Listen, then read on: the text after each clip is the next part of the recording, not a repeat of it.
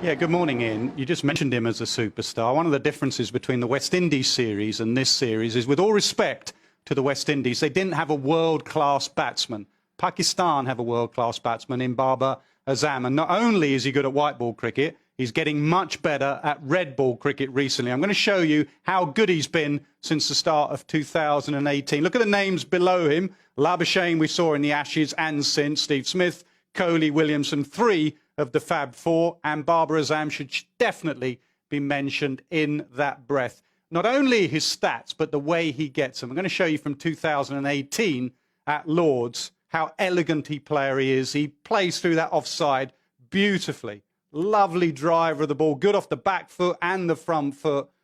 Very, very watchable young man. He really is. Outstanding player. Stays a bit leg side of it, and I'll come on to that in 2018. Plays spin well. Most Pakistan players do with that forward press, and he opens up that offside. So I'm trying to work out why has he got better recently in Test match cricket. I think he's playing pace a lot better. I'm going to show you the stats of him against pace. Early on in his career, averaging 23. Recently against pace, averaging 60. So why is he playing pace better? I think he's playing it later. Michael Atherton spoke last week about Boycott having a word with him saying, see it early, play it late. I'm going to show you how much later he's got with every year. When he first started, 2017, nearly 2 meters. Look, with every single year, he's playing the ball later and later, 1.67. They're just numbers for you, so I'll show you that visually from sideways on. Have a look how every year he's playing the ball slightly closer to him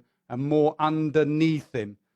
So that's playing it later. I also think what he's done, I said in 2018, he was slightly leg side of the ball. Think Virat Kohli in 2014, nicking off outside off stump. I think he's moved over a little bit. Have a look at him in 2018, and you can see his off stump. And if Broad on this occasion bowls a channel, all he can do from that position is throw his hands at the ball and get opened up in that corridor of uncertainty. Have a look at him, what we saw of him last year in the 2019 ODI comp. How he covers off stump. You can see a little bit of leg stump, and that gets his head and his eyes and his hands closer to the ball. So his technique's better. One area England might go at him is a bouncer. Ben Stokes at Lord's ended his tour with a short ball.